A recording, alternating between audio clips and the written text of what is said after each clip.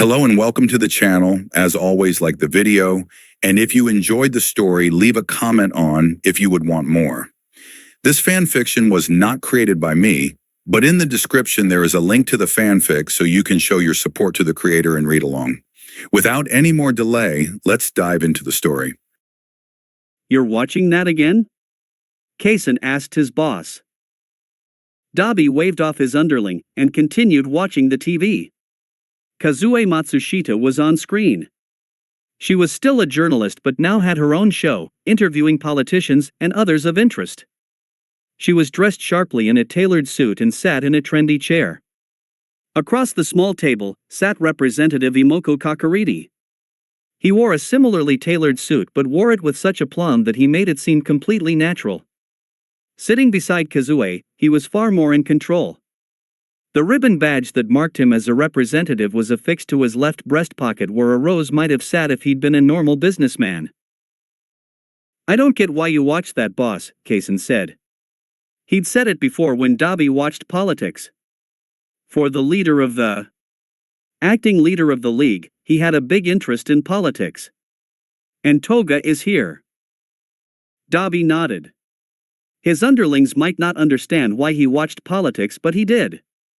He did it to gain insight into Imoku, and he couldn't do it in person. Anything the man told him had to be viewed from multiple angles. The only time Imoku was straightforward was with orders to the league. Dabi waved as Himiko walked in. She was spinning her large knife around one finger. It was a blatant hint that he hadn't yet replaced the blood vial in it. "Where have you been?" Dabi demanded. "The boss wanted a couple of things," she replied. Dabi jerked his eyes away from the screen. Kazue was just beginning the interview and it would be small talk for a while. His motion was enough for her to explain. "He wanted to know about Explodo Kill the other day," she said. While Himiko was more than happy to call Imoku Aizu, something Dabi didn't fully understand, she was always careful when others were around. Most didn't expect that. They saw the exuberant woman and never looked deeper. Dabi knew better. Toga was as much a villain, and as skilled as them all, in her own way. Kaisen looked fascinated.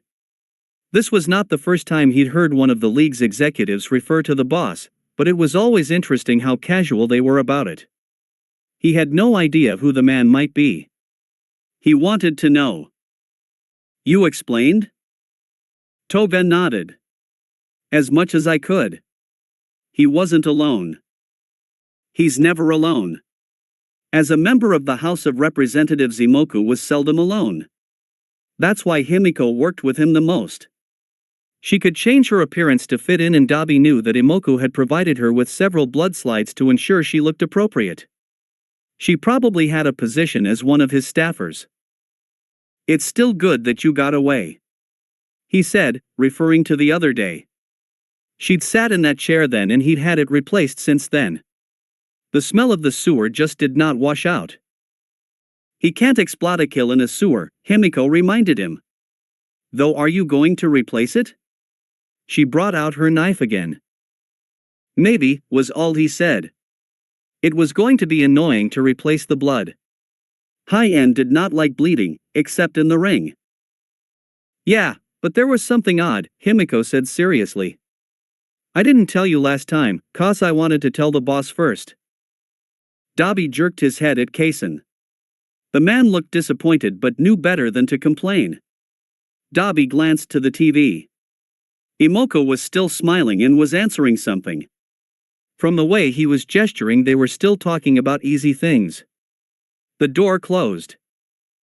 "What was odd?" he asked after he was sure Kaisen was gone. This particular room was soundproofed, but he knew there were quirks that could get around that.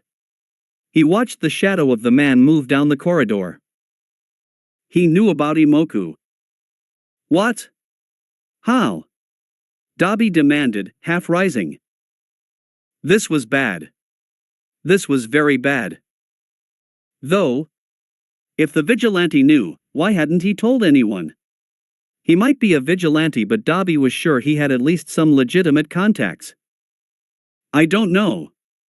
It's not like he was going to tell me." Himiko replied. Dabi nodded. Maybe this was why Imoko wanted Explodokill taken out. Actually, that made a lot of sense. And, as always with Imoku, there were layers that he could see.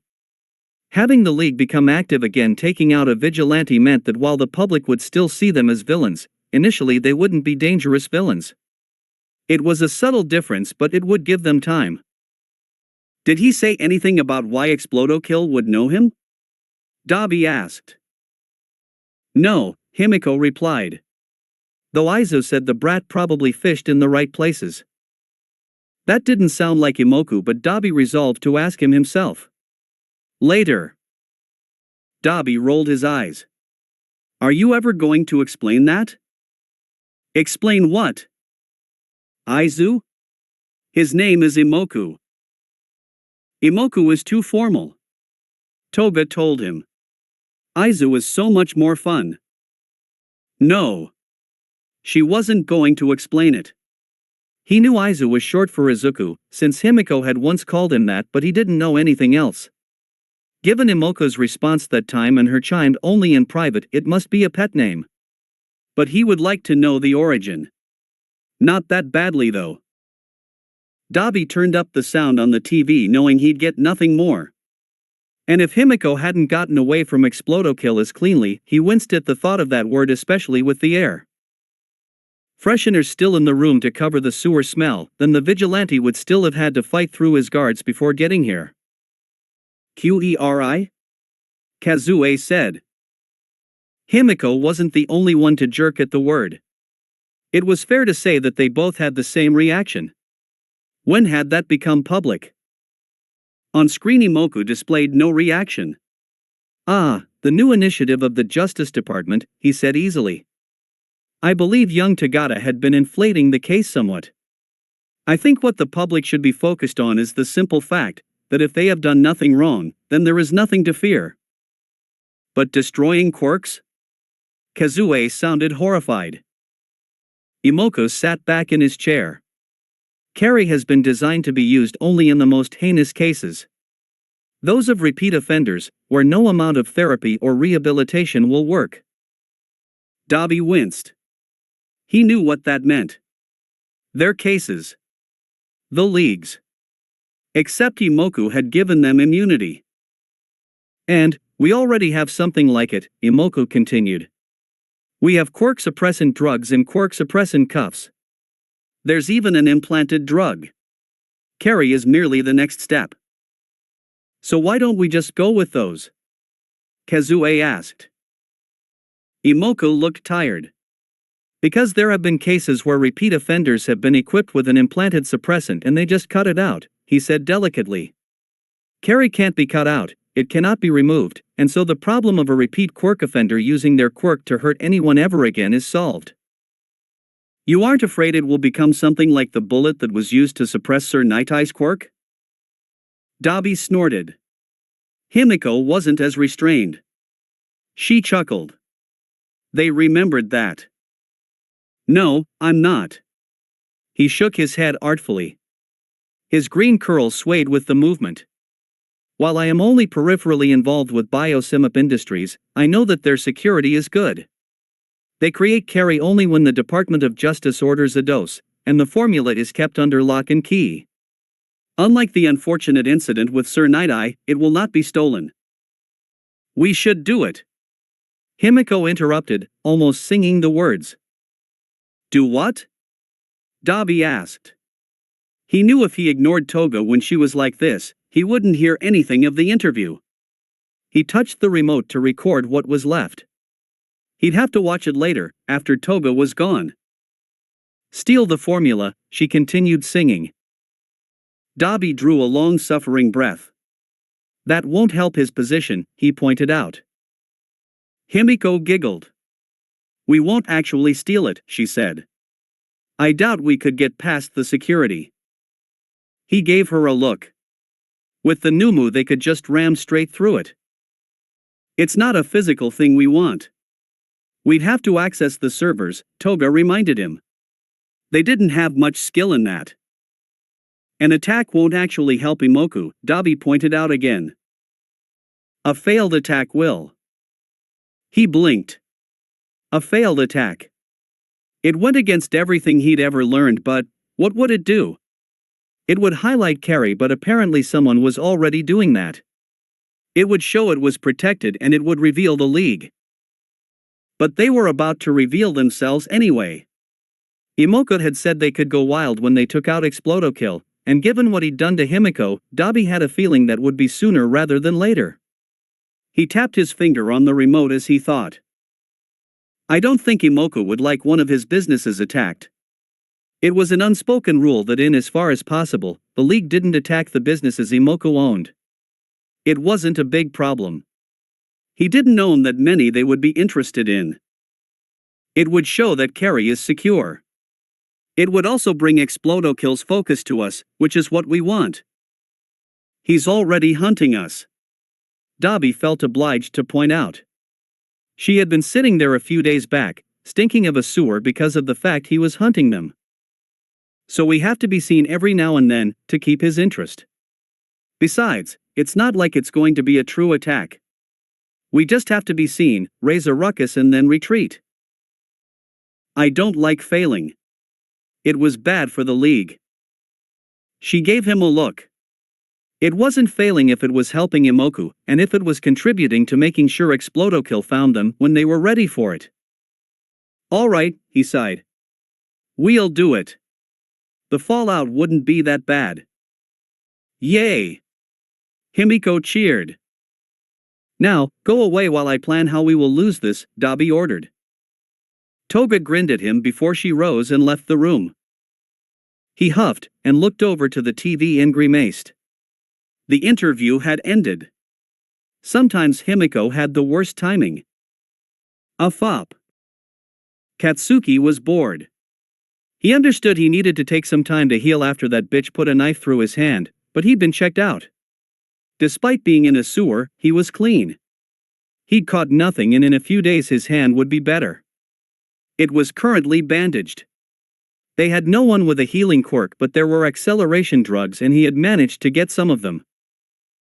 At least Aizawa had managed to find something for him to do, but it was boring. He was acting as a guard for some company called Biosimap Industries. He wasn't even an important guard.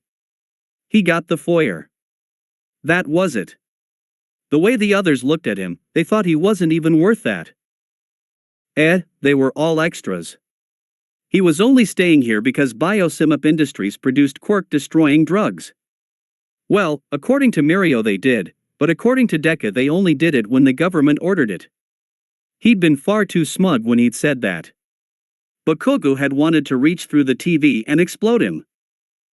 He comforted himself that Deku would fall. It would just take time and he was part of the team working on shortening that time.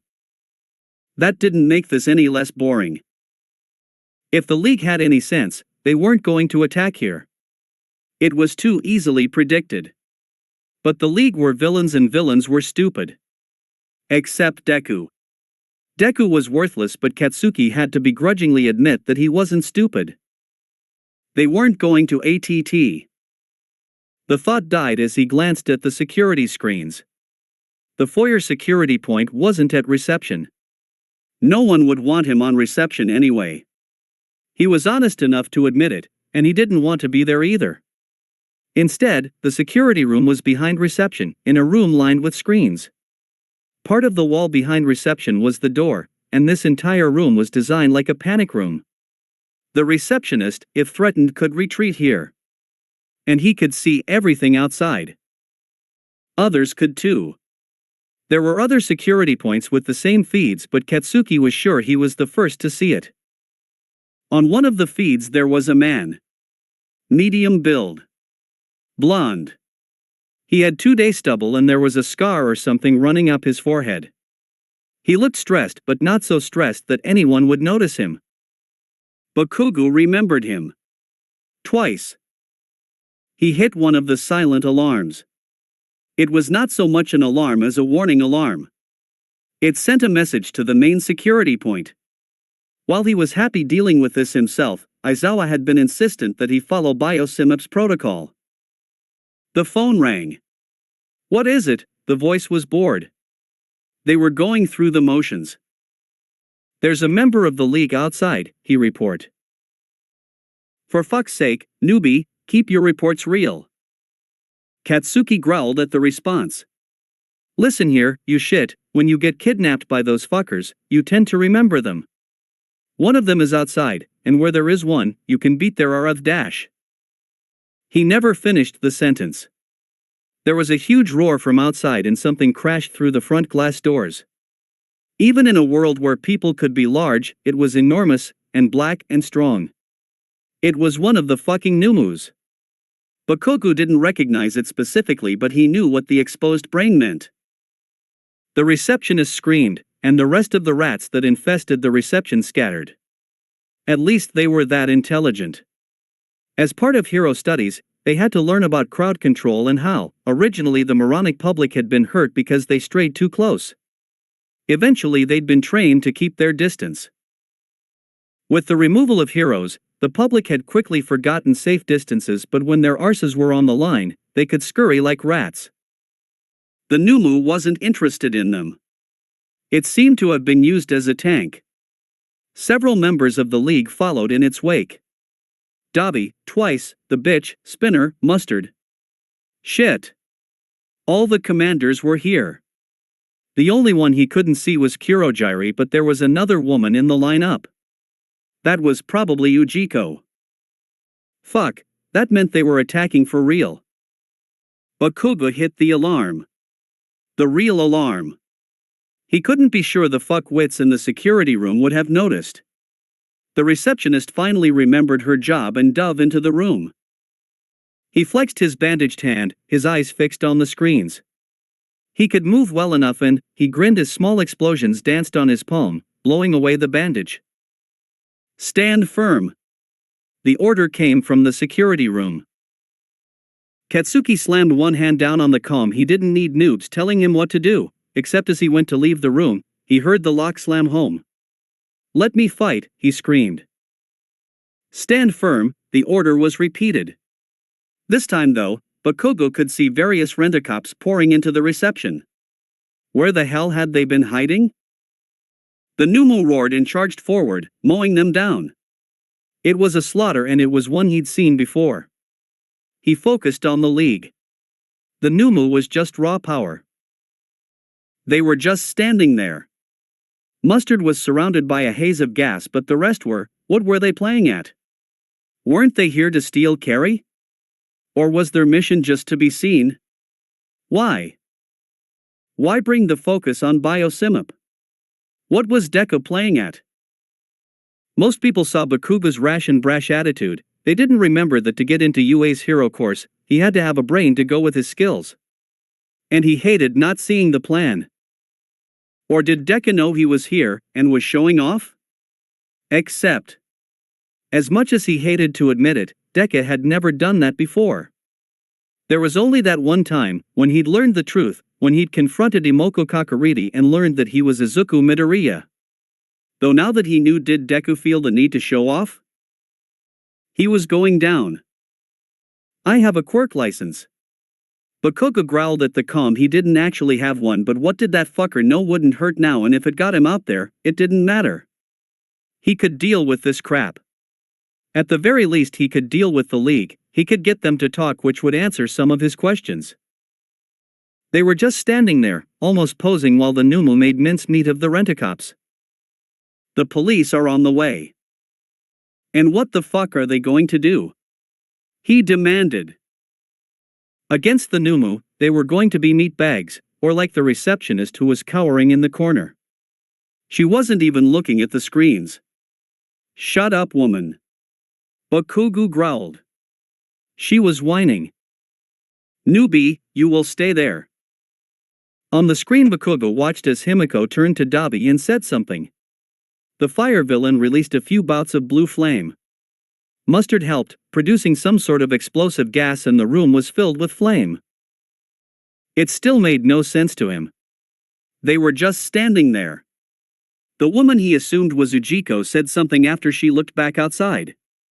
Dabi yelled something. The Numu turned. On the screen he could see black swirls appearing. Fuck. Katsuki knew what that meant. They were going to get away. He looked at the door. The receptionist was at least away from it. It would be a pain to actually have to drag her. It only took a step or two until he was standing at the door. Bakugo put both hands on it. He didn't have his gauntlets, but he had a lot of practice. The door was reinforced, but he was stronger. He knew a lot of people who were stronger. It exploded outwards. Bakugo ignored the way his injured hand stung. He'd reopened the wound. Instead, he leapt through the hole he'd made and looked around. There was noise and dust. Katsuki was prepared for that. He'd been gazing through smoke all his life. He could see the Numu moving. It had reacted to his explosion and was turning, though it was still casually batting away the rent-a-cops. They really should have known better. The League was reacting as well.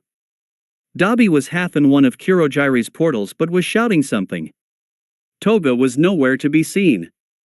Not surprising. She had probably already left. Mustard was near Dabi and Twice. Bakugo's eyes widened when he realized Twice was lying on the ground. Blood was pouring from a wound on his head. He was down.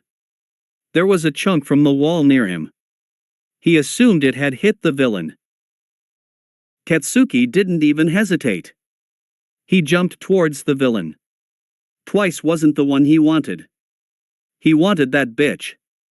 He wanted them all, but Twice would be a beginning. He slammed one hand on the villain's neck, locking his legs around him and holding his other hand out. Bakugo grinned at the League, his red eyes meeting Dabi's blue. He could see the way Dabi's eyes widened. Try it. Katsuki invited. Dabi could probably get him with fire, or Mustard could with gas, or even the Numu, but if they did, he had Twice. He knew villains didn't care about each other, but the League had been together for a long time. The commanders at least tried not to kill one another. Numu! Dabi yelled. The Numu roared. Bakugo was already moving. He rose, hauling Twice up by the throat and using the villain as a shield. He backed up until was standing against a wall. He was pretty sure that Kurogiri couldn't open a warp gate behind him that way. To stop the warp villain opening a gate in front of him, Bakugo pulled one of Twice's legs back so that he was almost entwined around the villain. The Numu stopped. Katsuki grinned again at Dabi. Checkmate, he hissed. He knew the fire villain had heard from the glare directed at him. But Dabi was realistic. Pull back, he yelled at the Numu. The huge creature fixed Bakugo with one eye and he got the impression it was memorizing him, but it moved through the portal Kurogiri opened for it. The rest of the League disappeared and the warp gates vanished just as the screech of tires sounded outside. The cops had finally arrived. Bakugo threw Twice to the ground and again straddled him, pulling the villain's arms back before he yelled at one of the still-alive rent-a-cops. Get me some cuffs. It wouldn't stop Twice's quirk, but it wouldn't hurt. He wasn't about to let this bastard get away. A fop. Your hand is never going to heal if you keep blowing off the bandages, Midnight berated him as she redressed his wound. Katsuki snorted, but left it at that. Namiri was dressed as a civilian, so he could put up with her when she wasn't pulling that 18+ crap. Twice has been taken for questioning, Aizawa told the gathering. Since young Bakugo was on the clock, the arrest has been accepted, Toshinori said. They didn't bring up any vigilante crap? Katsuki demanded. You were on the clock as a registered guard for Biosimip Industries, Yagi explained. They didn't bring it up. There was a catch in his voice that told Bakugo more. He snorted again. They wanted to, he growled. Yes, Aizawa replied, but getting a League member gift-wrapped was too good for them, especially since they were attacking. But what I said stands, Katsuki. Yeah, I know. Wrongful arrest by vigilante, he parroted the words from before. Fuckers. So why were they there? Mirio asked. He was still dressed in a suit from the day's campaigning. When the group turned to him, Bakugo glared. How the fuck am I supposed to know? He growled. You weren't working there because you wanted to, Sir Night-Eye pointed out. They were after Carrie, Hisashi said. No, they weren't, Bakugo retaliated immediately. What makes you think that, young Bakugo? Yagi asked mildly. Because they barged in and then did jack shit but stand there, he replied immediately. Aizawa nodded.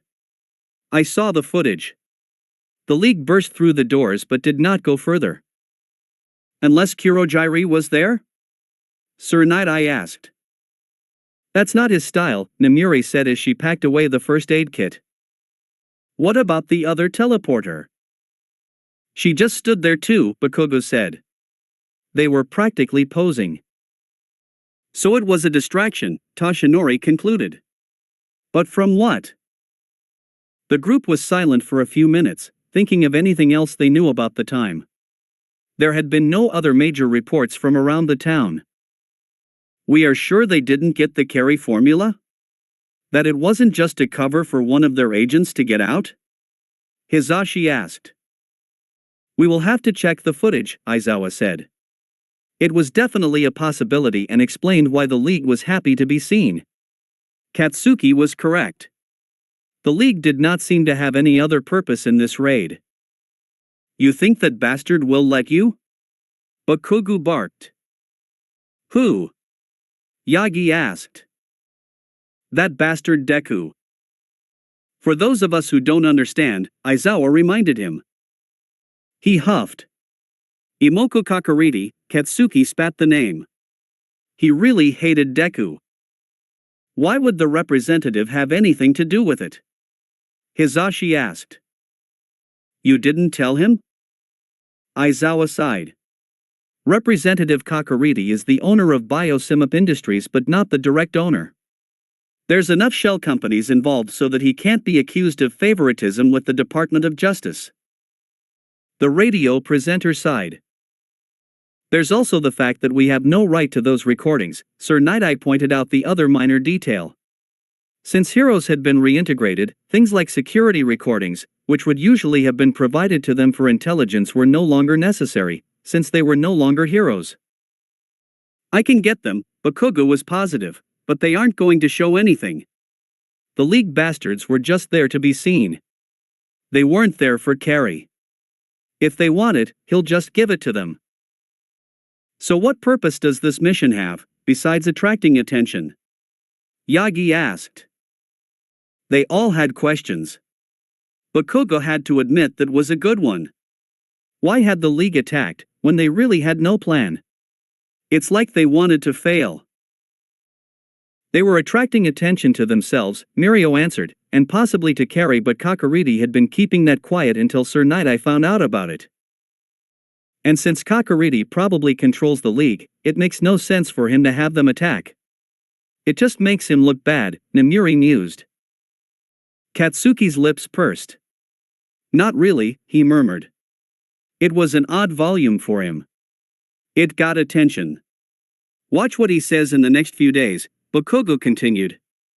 If he says anything about Biosimap's security, then he's trying to make a political point, that his protections are better than the government's. That could be one interpretation, but why would Representative Kakuriti need to do that? Yagi asked. Most only saw All Might as a man who was insanely strong. They tended to forget there was a brain behind him, one that was capable of running the still strong business empire. Heroes might be gone, but having been number one for so long, there was still some residual interest, especially in merchandising. He has worked with the government for the last few terms, he added. What's the polls like? Namuri asked. The opposition will probably win, Hisashi answered. He knew that. People all wanted to talk about it. That could explain it, Sir Night-Eye nodded. If Kakuriti was trying to make a point that his facilities are stronger and that Carrie is safe, then whoever wins may be less likely to reassess the program. It could be a number of reasons. Who knows why that fucking Deku does what he does? Katsuki spat. I'm more interested in questioning that fucking twice. No chance, Mirio told him. The fuck? No chance, Mirio repeated. Twice has been taken to Tartarus. He'll be tried via video link. What? I heard it today. It was thought that since Tartarus managed to keep the former boss contained, they would keep any high-ranked member of the league there. That's bullshit. That's what they are going to do, Mirio explained. It makes sense, Namuri nodded to herself. If Tartarus was enough to keep a man who could fight All Might equally contained, then twice shouldn't be a problem. He stayed contained because he fucking wanted to, Bakugo growled. That may be, Yagi interrupted, but that is the logic they are employing. Shit for brains, Katsuki grumbled. No one bothered to censure him. So what do we do now? Hizashi asked. Could you get an interview with Deku? Why do you call him that? Namuri asked. She knew who the vigilante was referring to now, but it still made no sense. Because he is. Aizawa sighed. We have a theory that Imoko Kakuriti is actually Izuku Midoriya, who has been aged somewhat, and given the position by the former leader of the league. Yagi's eyes went wide at the suggestion. It was odd to see it in such an emaciated face. No one really knew what quirks he had, he murmured. So it could be possible? Mirio asked. Tashinori took a heavy breath. It might be, but if he's been groomed by All for One, he's not going to admit it. The basic details of All for One were generally known. The fact that he could steal quirks, the rest of history, that of the struggle those who bore One for All took up, that was still known only to a subgroup. And with All for One dead, there was a chance the struggle was over. Except for his apprentices. Tomura Shigaraki was one, but he was also dead, and it appeared this Imoko Kakuriti was another. And he was very powerful. Can you get an interview? Katsuki pushed with his usual single-minded attitude. Maybe, Hizashi said. My target audience doesn't care much for politics. Then make them interested. It's not that hard. Hizashi's eyebrow raised at the suggestion. His audience was young. They were more interested in the latest fade over who ran the country. Make up some sort of segment, Bakugo continued. Who looks like someone else? Or some shit like that. Mirio looks like All Might, Popstep like Cutie Honey, Imoko Kakuriti like Izuku Midoriya. That sounds like I'll be opening myself up for defamation. If that fucker sues you, then all it's proving is he's got something to hide. Katsuki shrugged. Sell it off as a joke. It's not insulting, and it's just fucking kids with an opinion, he added. Hizashi got the message.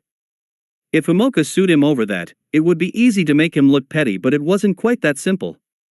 His station was one that Imoka didn't own. They couldn't really afford to be taking random potshots at representatives. What did Izuku look like? Sir Night-Eye asked. If there is a genuine resemblance, then Bakugo is correct. Such a segment could easily be passed off as a joke, assuming he even hears about it. Aizawa picked up a tablet and tapped it a few times, before holding it up for the group to look at. There was a picture of Izuku Midoriya on it from his wanted poster. The smiling face of the 14-year-old looked out at them.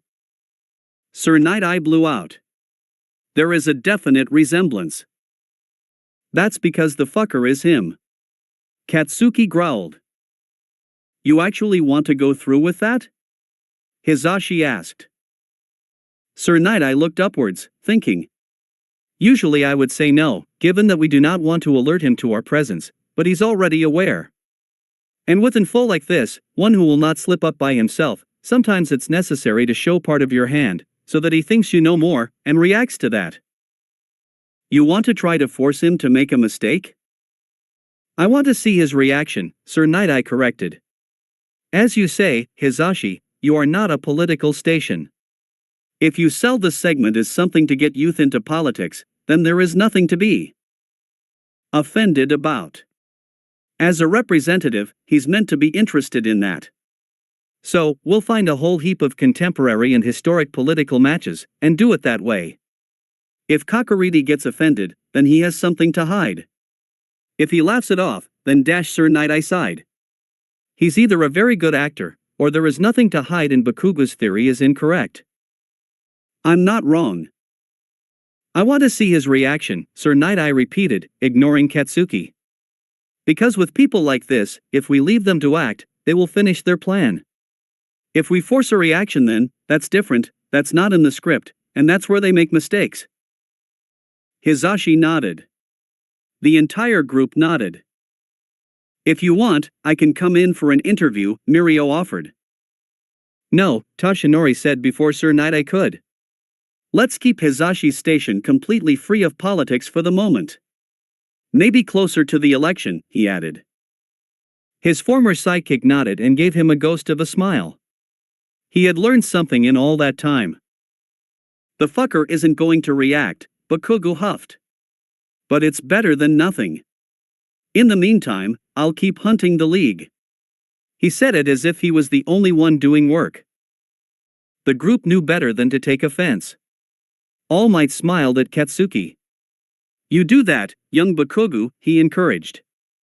Any lead you come up with is valuable, he added. That much was definitely true.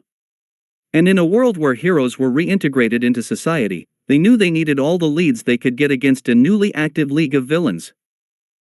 The danger wasn't past. A fop. Dabi should have expected to see Imoku waiting for him. Kurogiri was a black shadow behind him. His green eyes were sharp and glared at him. We lost twice, Dabi informed him. I know, Imoku said in a measured tone. He was pissed. It was a state Dabi had only ever seen Imoku in a few times. He really wasn't feeling good that this time, it was directed to him. Why did you attack? He couldn't say Himiko suggested it. He was the acting leader of the league. That meant the decision was his, as was the responsibility. We were only going to show up, and then pretend we'd been driven off, he said, instead of explaining. We didn't expect Explodokill to be there. Did you know he was there? No, Imoku replied. I'm not in charge of hiring, he reminded the fire villain. He owned Biosimup Industries, but it was a tenuous ownership. He owned the company, that owned the company, and so on. He took a deep breath. You were trying to help, he said. From the explanation, Imoku knew what they had been trying to do. They were trying to show that Biosimup's security was better than the government's. Of course it was. It was one of his companies. But they hadn't gone about it well. Yes, Dabi admitted softly. This is why I want Explodokill taken out, Imoku said. He's interfering. Himiko followed him the other day. I heard about that, Imoku replied. She'd already told him. The injury didn't seem to slow him down. That's why you have to kill him. We will, Dabi assured him. With Twice being captured, the entire league would be after Explodokill. They'd go after Twice if they thought they could, but he'd already heard Twice wasn't being kept in remand, he was being kept in Tartarus, at least until his trial. He was getting a trial at least, so maybe there was an opportunity to retrieve him. He would have to see. I know, Imoku said. I appreciate the gesture to help, but it's not needed. Just focus on taking out Explodokill. As I said previously, go wild against him. Be seen, I don't care if it's fighting him, but just not at one of my facilities. Dabi couldn't help but smile at that. It was a quick twitch of his lips. We'll get him, boss. Imoku looked at him. Dabi was happy to see that most of the anger had dissipated. Imoku was a reasonable man. Good, he purred, before he rose and walked through Kurogiri. The warp villain gave Dabi a look before he too disappeared. The fire villain sighed.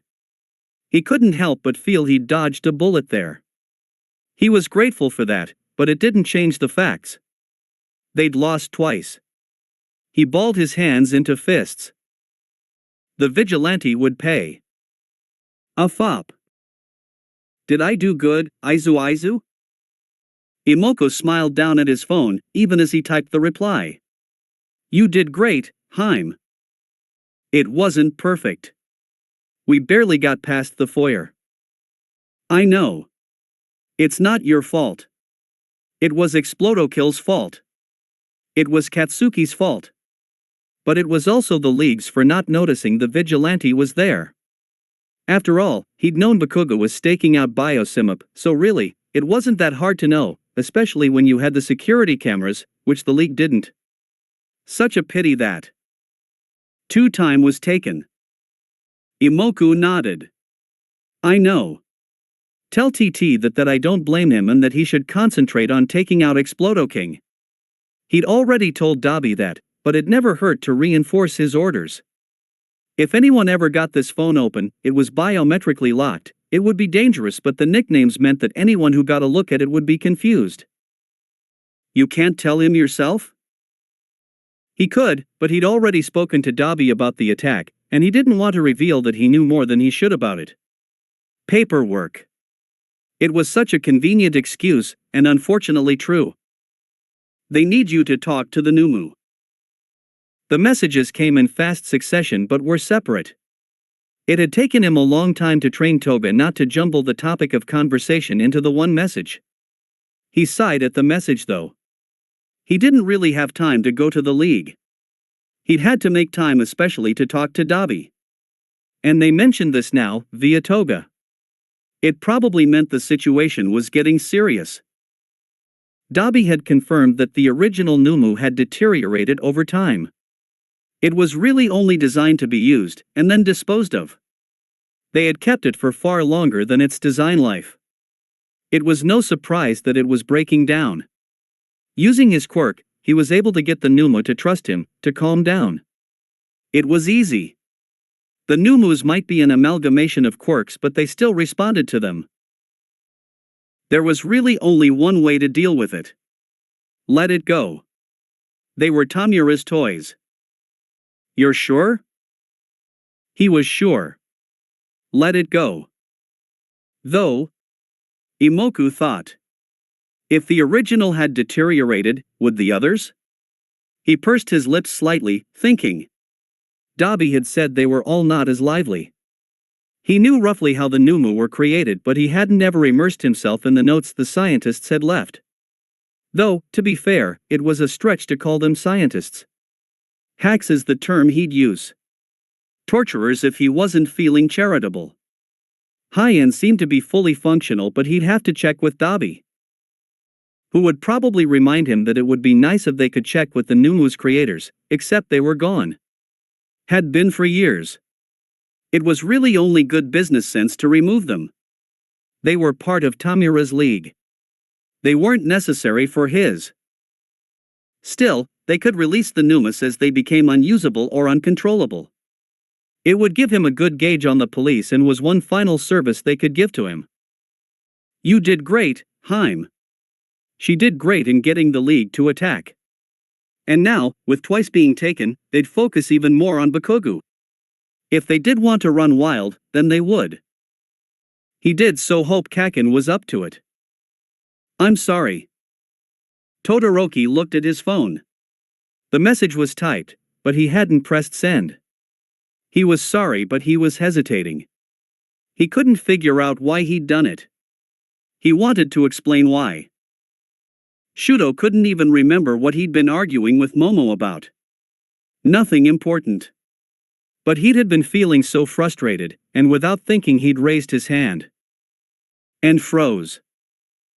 She'd looked up at him with wide eyes, and Shudo had seen Momo open her mouth, ready to say something. He'd fled. He hadn't known what else to do. Todoroki had wandered for a while before he'd come into this coffee shop. He had ordered something. He wasn't even sure what it was and took the seat that was at the back of the store. He was nursing his drink now as he stared at his phone. The single question was running through his mind. Why? What had he almost? He grimaced. He didn't even want to think it, but he had to. He had almost done that. Why? His mind provided the answer in far too much detail. Because that is what Endeavor did. Shuto could remember it, vaguely. His mother, Rei, had been sent away when he was young, but he could still remember the way Endeavor had treated her when she was there. She was allowed to question domestic affairs, to a point. She was not allowed to question hero work or training. The only question she could ask then was how the day had gone and what food was required to ensure optimal performance. But there were times he could remember when she questioned more. And Endeavor had shut her down. At first, he'd simply ignored her, then berated her, and then, he had hit her. It hadn't been all the time, but it had been enough that Shuto knew it was happening, had seen it happening. Of course, his father was now. Actually, Shuto didn't know where Endeavor was these days. His mother was in a nice little house and was getting therapy. He visited her once a week and she had told him she was seeing someone. He had been happy for her. But he had still done that. He'd still raised his hand, and he knew what he was about to do. And he just didn't know why. Shuto. His phone pinged. The message was from Momo. Since he was staring at his typed message, she would know he was there. Shuto, it's okay. The new message followed. No. It wasn't okay. He'd almost. You didn't do anything. He hadn't done anything. At least there was that. But that was this time. What about the next time? Would he be as restrained then? He didn't know. Shuto. Todoroki heaved a deep breath, closed his eyes and jammed his thumb on send before he lost his nerve. He was such a coward. His phone dinged to indicate the message was sent. I'm sorry. It's okay, Shuto. Momo replied quickly. Come home. She added. How could he go home? We can discuss it. It's not your fault. People were too ready to say that. If it wasn't his fault, then whose fault was it? He had done it. No one else. Your father never gave you a better example, but you aren't him. You are better than him. You stopped. You didn't do it. Momo was persistent. Come home so we can discuss it. He heaved another breath. He couldn't sit here forever. He could probably afford a hotel, but that was just running from the issue. All right. He typed, pushing the glass of something away as he rose. He couldn't run forever. Todoroki walked to the door, giving a nod to the cashier before he walked out. The instant he got out, though, everything changed. He could hear screams. There was the sound of gunshots and he looked up to the horizon. There was smoke in the distance. Shuto grimaced and pulled out his phone. I'm going to be late. He told Momo before he put it away. She'd see the news. It was his day off, but with this much chaos he was sure he'd be called anyway. While legislation said he couldn't be a hero, the government had made sure that people were integrated. New jobs were offered. He had taken a position with the police in special forces. It was the closest thing he could get to being a hero. At least the legislation was good for one thing. The Hero Public Safety Bureau assessments had made it clear to him that he wanted to be a hero, even if later that had no longer been an option. Still, he enjoyed being with the special forces, but he knew it wasn't quite the same. His phone rang. The caller ID told him it was Captain Shurai. What's the location? Shuto asked, foregoing the pleasantries. You've seen? I see the evidence, what is it? I'll text you the address, the captain told him. His phone beeped, and Todoroki looked down at the text. He knew where it was. Todoroki began running, holding his phone to his ear. It looks like one of the league's new moves, but we aren't sure, the captain told him. Is there rest of the league there? Not that we've seen. I'll be there soon, Shuto reported, cutting off the call. It was still his day off, so the captain better appreciate this. Todoroki knew he was getting close when the stream of people fleeing the area got thicker. Todoroki pushed his way between them. "Idiot, get away!" Someone shouted at him. "I'm with the police," he yelled back. That got some attention and a small path formed. It allowed him to get to the police line quicker. Shuto pulled out his badge. It might be his day off, but he still carried it. "Your quirk licensed?" The officer forming the cordon asked. "Yes." "Get in there." Shuto took a few steps through the cordon. He could see buildings damaged and there was a fire in one. Best deal with that first. He stepped over to it and carefully laid his right hand on the side of it.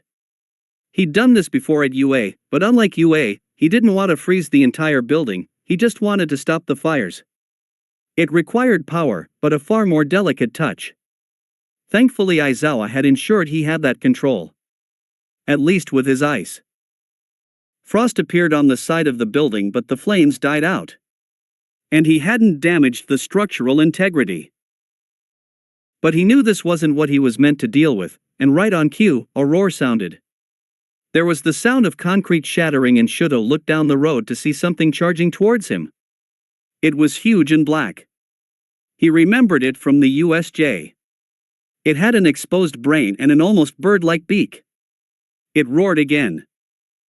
The sound of gunshots filled the air.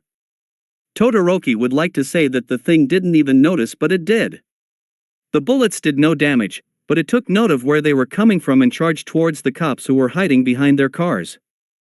Shuto erected a wall of ice before it got there. He'd gotten better with them.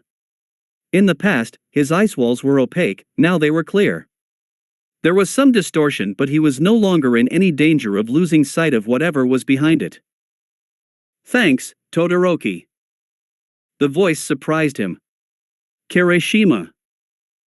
The other special ops officer emerged. He had on his full tactical gear, but Shuto could see it was a bit battered. "It got you?" he asked. "Just punched me," Kirishima told him. "And it hits like Mirio." Todoroki hissed. He didn't need that reminder. In their first year of UA, the third year Mirio had come to see their class with a couple of the other big names. He hit hard. "You're okay?" "Fine," Kirishima waved off the concern, and Shuto could see that his quirk was active. "You're okay?" he asked again. Kirishima had a quirk license just like him, and his quirk was hardening, but that didn't harden everything. It was possible for Kirishima to be scrambled within even if he looked fine, and he'd probably think it manly not to mention that.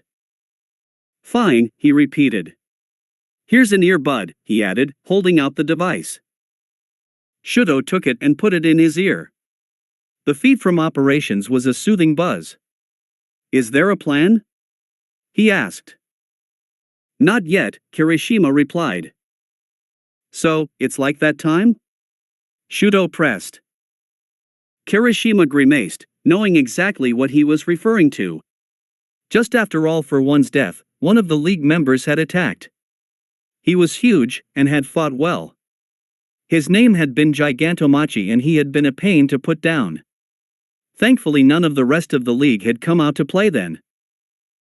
There was an unofficial rumor going around that Dabi had written a note to the police commissioner after Gigantomachi had been taken into custody, denying that the giant was a part of the League. No one believed it, but no one could do anything about it either.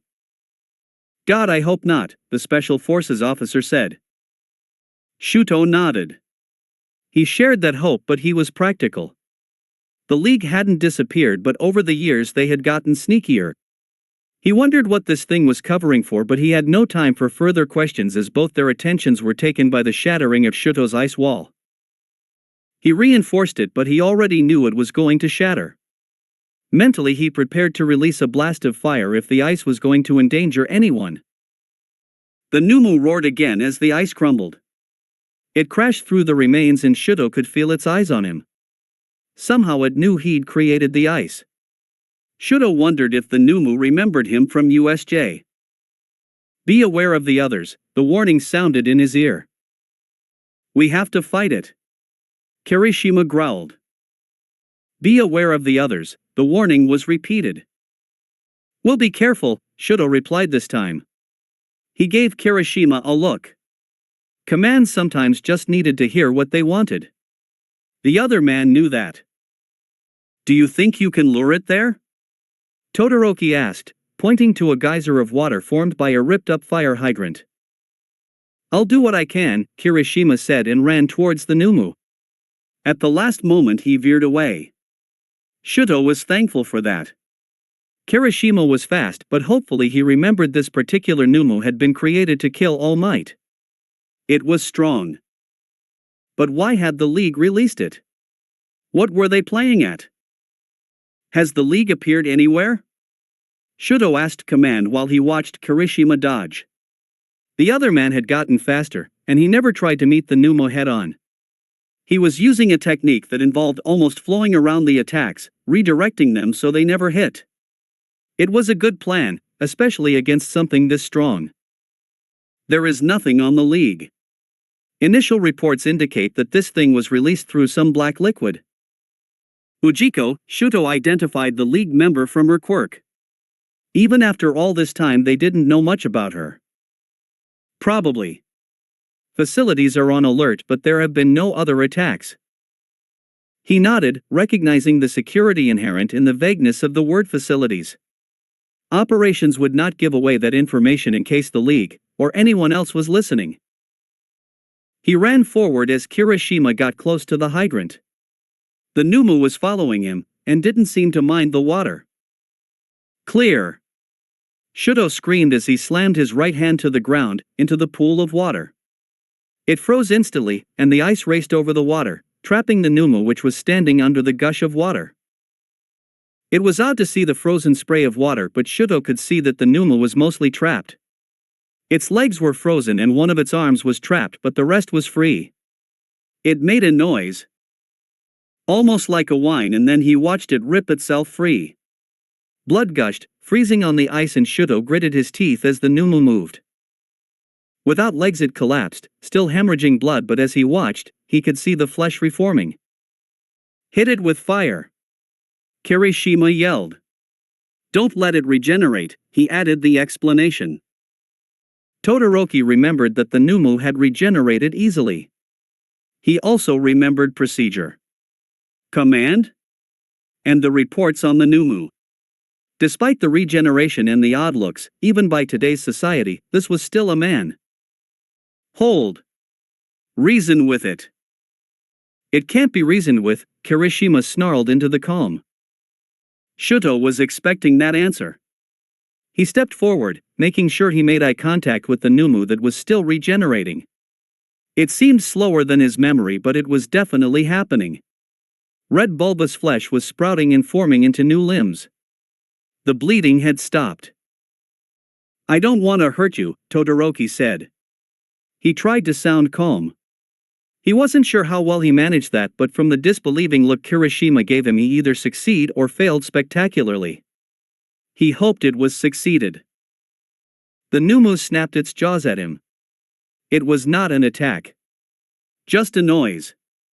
Hopefully that meant it could talk, but Shuto remembered the report. This thing was mostly catatonic when captured. It was awake but unresponsive.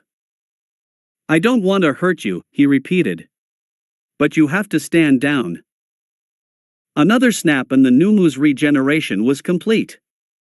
The Numu stood. Shuto tensed as he watched. This is stupid, Kirishima muttered but moved to support him. Will you come with me? Todoroki asked.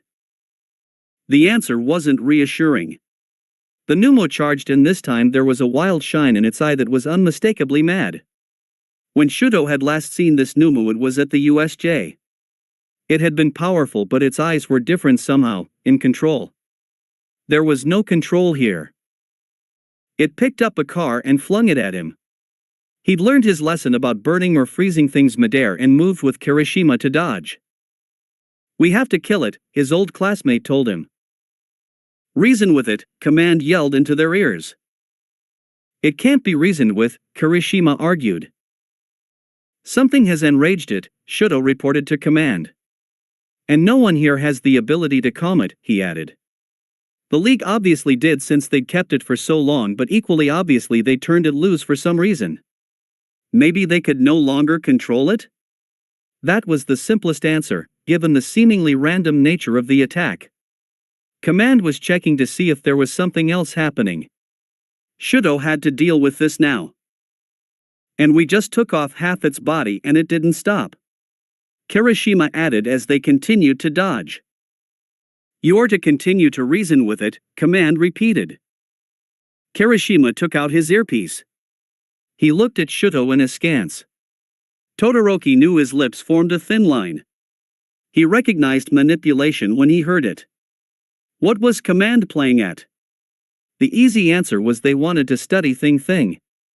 He hoped it was for something more practical, like they had a lead on the league, but in private, he would say it was the first reason. He gave Kirishima a half smile. The other man had been through enough with him in UA to know what it meant. Todoroki was used to rebellion while seeming to obey. I don't want to hurt you, he said to the Numu, dodging under one of its arms. It hissed at him and he barely managed to avoid the kick that followed. He'd forgotten how fast it could be. This thing had been created to kill All Might, and while Todoroki knew he was strong, he also knew he wasn't All Might. And that thought gave him some pleasure because it meant, despite everything else that had happened, his father's goal had never been fulfilled. I don't want to hurt you, he repeated, sending a gout of flame at the still frozen hydrant. Water was leaking through at the bottom, forming a large puddle. Steam hissed and the area became muggy. Visibility wasn't impacted and the Numu charged towards him again. I don't want to hurt you, Todoroki said again, this time as he manipulated the water on the ground, forming it into ice shards that appeared in jagged rows in front of the Numu. It ran straight into them, impaling itself. Blood flowed down the shards. Kirishima ran forward, raising his hands high, and hit the bottom of the shards the Numu was impaled on. The bottom shattered, letting the creature stand, still impaled. It made no move to remove the ice. Blood continued to pour from around the ice. Kirishima leapt back before the Numu could hit him. Now what? He asked. He'd figured out that Shudo was saying everything to keep Command happy while actually doing what was necessary to keep them safe. The beat cops, those who had confronted this thing, would appreciate that more than obeying Command. The shards of ice weren't going to constrain the creature much. It was strong enough to just ignore or punch straight through them. You don't have to attack, Shudo told the Numu. It growled at him. It seemed to operate very simply. It attacked whatever attracted its attention. He was not the center of attention for the Numu.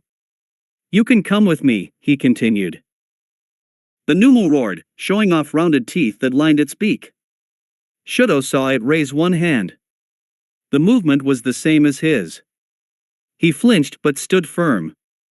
He hadn't actually done anything. He wasn't his father. The swipe came down.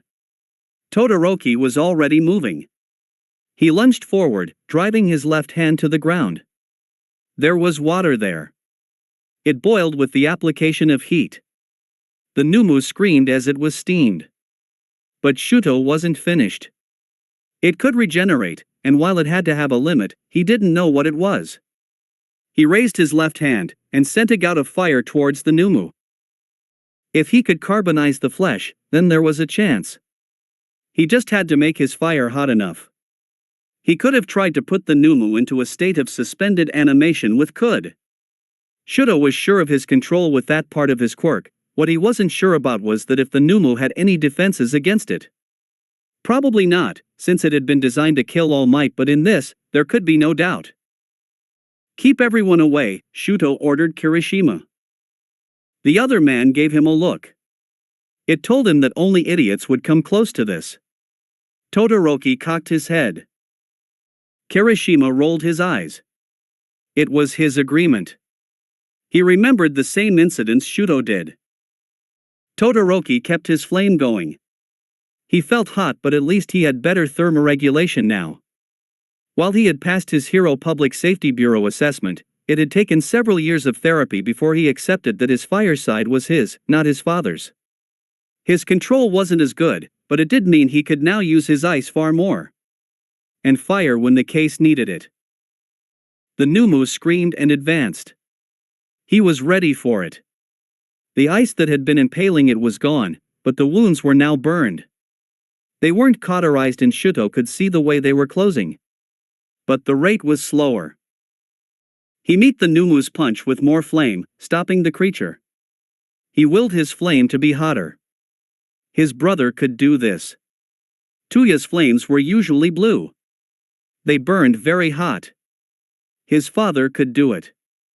His flame was yellow. Shuto pushed the thought aside. His brother could do it. Dabi. He was better than a villain. Todoroki had been taught as a child to suppress his emotions. UA had taught him to harness them. He did that now, using the thought to power his quirk. Shuto felt his fire burn hotter. He let the ice covering his right side creep over him. It melted on the left. The Numu screamed. It was remarkably human. It was human, Shuto remembers. He gritted his teeth. This had to be done or others would die. The smell of burning flesh assaulted his nose. He could tell from Kirishima's grimace that the other man smelt it as well. It was not a nice smell. Oils, muscle. He wasn't going to be having steak anytime soon. He tried to hold his breath. Shuto knew he wasn't the only one. Kirishima was as well. The Numu continued screaming. What are you doing? Command screamed as well. Shuto saw a drone overhead. Ah, they'd seen. It would not surrender, he replied. Don't worry, Kirishima told him. There's wounded, and... Todoroki knew what the pause meant. There had been casualties, or some of the wounded weren't expected to make it. Of course, they wouldn't. Not if they'd confronted this. His fire burned hotter. He probably didn't know them, but that wasn't the point. They were fellow police officers. They weren't meant to die. There was an odd hic from the Numu. Shuto didn't cease his fire, but he gestured to Kirishima. The man moved around the flame, his quirk active, but Todoroki could see the sweat pouring off him. This patch of road was going to need replacing too. Nearly, Kirishima reported. It was sick in a way. He was reporting on how close the Numu was to death. How close the man who had been changed was. This was the villainy of the League. Stop it. Command actually commanded. You can't kill it. Lethal force is the only thing that will be sufficient to contain this creature, Shuto replied. That is true, Captain Shirai's voice came over the comm. Kirishima's eyebrow raised. He likes you, he mouthed at Shuto. Captain Shirai was a stickler for the rules, but in this case, it has already killed several officers, the captain continued to tell command. Whoever was on the comm at command huffed, and Shuto could almost feel their growl at him. Just finish it, Shuto, Captain Shirai told him. He knew it was on another frequency. It gave him a burst of energy and he poured it into the flames. The Numu's cry ceased, but Shuto knew it may still regenerate. He didn't want to think of the pain he'd put it through. Regenerating even as burning. It was a sickening thought, but he did not let it affect him. He kept the flames up until he felt that there was nothing there to fuel his fire. Only then did he let them fade. It was only then that Shuto let himself breath deeply. The Numu was gone. The cheer surprised him. He looked up. There appeared to be officers everywhere. They were grinning at him. They were cheering for him. Shuto staggered. Kirishima caught him. That was manly, he congratulated him. Todoroki sighed. It's what I'm paid for, he replied, modestly. Kirishima gave him a look, but then there was lights, and sirens, and Shuto didn't remember much of anything. He recognized the symptoms of quirk shock. A medic looked him over but said he'd be fine after a rest. After that, Shuto knew he accepted a drink and the thanks from everyone. He knew Kirishima put him into the back of a car and that they were at the station. Kirishima sat with him but didn't appear to know what to do. There was no other attack, the hardening quirk user told him. They were alone in the room. Debriefing, Shuto realized. Todoroki didn't reply. He'd told Momo he'd be late, but this was beyond late. He should message her. He was about to pull out his phone when the door opened and a man entered. It wasn't the captain. The man had green hair and a very well-tailored suit. Shuto recognized that, because he knew what they looked like. Endeavor had similar suits. There was a ribbon rose on the man's lapel and Shuto thought he should recognize him. Green eyes met his and the feeling of familiarity grew, but he still couldn't place the man.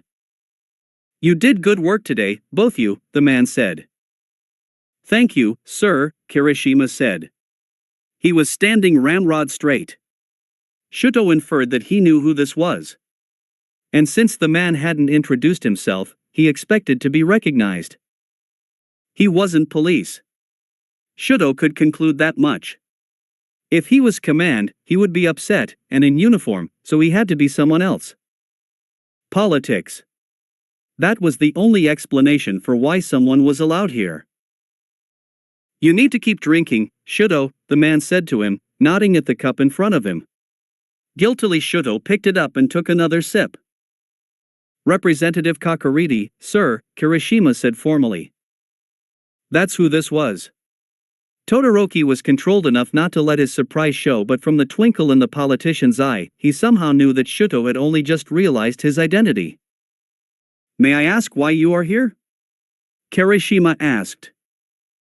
"Of course, though, please sit." "You both have had a long day," the representative said, gesturing to the chairs. This was a debrief room, not an interrogation room, which meant it was set up more gently. The chairs were softer and more inviting. There was no place to affix the perp's chains, and things like that. It was more like a coffee break room, without the coffee facilities. The representative sat opposite them. With the restorative drink beginning to take hold, Shuto looked over at Imoku. He was well dressed, and radiated a pleasant air. He didn't feel like some of the politicians Shuto had met growing up, those whose favor Endeavor was currying, or those seeking to curry favor. This was a man who had power, and was sure of his power and who didn't need to suck up to anyone. Shuto rather liked the way he felt. Except, there was something in the way Kirishima was sitting that told him Imoku was dangerous. More so than the simple fact he was a representative, a member of parliament, the same parliament who had made the assessments and who had voted on hero reintegration. Counter to all of that, Todoroki remembered that this was also the representative who had arranged for Tuya to be heard. Endeavor had found out every sordid detail about the arrangement, only to find there was nothing he could use. Kakuriti had simply ensured that Dabi was Tuya and had provided those proofs to the TV network. From there, the network had run with the story. Endeavor had also looked into Kakuriti's past. It was clean. Squeaky clean. The former hero had been enraged about that, and while Shuto had been pleased at the time, because anything that frustrated his father was good, he was also forced to admit that it was a little suspicious. No politician was that clean. Yet Kakuriti apparently was. "I came to congratulate you," Representative Kakuriti told them. "Congratulate us?" Kirishima asked. Imoka gave them a look, but then he smiled. "I admit, it's not normal," the politician laughed. "But I was here to see something else, when I heard the dispatch. You were both very brave." "Thank you, sir," Shuto said before taking another sip from his drink. It was mostly sugar water with some flavoring. It was designed to replace energy lost after overusing or straining a quirk. He hated the taste. He'd practically lived on this stuff with Endeavor. "Though you need to be careful," Imoku added, and reached into a pocket. He pulled out some sort of foil-wrapped bar. "Here," he said, tossing it gently towards Shuto. He caught it and looked at it. It was a high-calorie energy bar. "You need it," the politician said. He did. Todoroki nodded his thanks, except he wondered, why did the politician have one? Many people had high-output quirks and needed these things, but a politician didn't. Gah, he was being an idiot. Imoko had probably requested one, to appear friendly. It was a friendly gesture though. "You will both go far in the police," Imoko said. It was a nice statement. Kirishima grinned. "If you remember a few things." It was subtle, but Shuto could see the way Kirishima's face changed. The politician hadn't said anything bad, but it was a clear rebuke. "We had to kill it, sir," Kirishima said. Imoku's green eyes examined him. They were piercing. "Him," he corrected. "No matter what else you might think, you had to kill him." The Kakuriti frowned, and from the tone of his voice he was searching for the correct word. "What were they called?" "Numu, sir," Shuto provided the answer. "Ah, yes, Numu. Thank you. You have to remember that the Numu are human. No matter what the League has done to them, no matter how they have been twisted and changed, the Numu are human. You killed someone today." It was a sobering thought. Shuto felt sick as he thought about it. It wasn't the first time. Special forces took the hardest cases, and most times the culprit didn't want to surrender. Suicide by cop. Except, this was a Numu. From what he understood, it really wasn't thinking. Todoroki wasn't sure that made it any better. He glanced at Kirishima. The other man had told the same things he had. "I don't say this to be cruel, Representative Kakuriti." "Then why have you brought it up, Representative?" Kirishima asked. Imoko's eyes were fixed on Shuto. They didn't move, even as he acknowledged Kirishima's question. "I say it to remind you. You are both police operatives. Your captain assures me you are two of the best, but were you trained as heroes? It is important for you to remember that there is a difference between a hero and a police officer." Todoroki would have said there was a sharp needling in Imoko's voice, but there was nothing. He was simply stating facts, but Shuto wasn't foolish. He knew the representative was insinuating something far more. The representative reached into one of his pockets, pulling out a photo. Kirishima took it. "Who is this?" "It is believed this man was the base of the Numu." Kirishima almost dropped the image. Shuto took it when the other man pushed it towards him. He glanced down. There was no resemblance. Todoroki was thankful for that. The public expect different things from the police than they did heroes. Thus I emphasize the difference. The police are the guardians of the law, they uphold it. Heroes were. Representative Kakuriti sighed heavily. Too often were they considered above the law. Shuto didn't need anything to interpret the look the representative was giving him. There was a myriad of doubt, there was a lot of reminder about his father and his father's actions. He felt sick again, for an entirely different reason, and couldn't help but swallow at the memory from earlier in the day. It had nothing to do with the Numu, but he was sure Imoka thought it did. "Will we be charged?" Kirishima asked. There was a note of worry in his tone. "That is up to the department," Imoka told him, finally turning away from Shuto. "It may also depend if that man's family presses any charges." "Charges?" Kirishima almost yelled. "I'm no expert in law, but there may be some to answer," the representative said, waving one hand. Todoroki wanted to snort. No expert in law? The representative might not have a formal qualification in law, he wasn't actually sure, but the man made up many amendments to law and had them introduced through parliament. He knew more than enough about the law. "It is something for you to remember, going forward, that the police are not above the law. They are not heroes. I ask you to remember, not just because the police are the guardians of the law but for your own mental stability." Shuto nodded. He wanted the representative to leave. Kirishima gave off the same air. Surely the man could feel it. From the smile on his face, Todoroki knew he did, and if in answer to his thoughts, the representative rose. "You need to be debriefed," he said, "and I've taken up enough time." My congratulations again, he added, turning to the door. Thank you, Representative Kakariti, Shuto said. He kept his face blank but allowed a small smile to crease his features. Imoko Kakariti looked back at him. There was a challenge in his eyes. I hope you listen, Shuto, we don't want another Dabi, the representative added before leaving. Shuto forced himself to count to 10. Then he increased the number to 20, and started counting in reverse. Kirishima just stared. What the? Kirishima gasped. What the hell was he going on about? That was way out of line. Maybe, Shuto replied. Maybe not, he thought to himself. With what had happened earlier, the warning was. He was being warned against becoming the wrong Todoroki. Yet becoming like his father was what he feared, not his brother, no matter what the villain had done. There's nothing we can do about it, Shuto added. That brought Kirishima up short. It was the truth.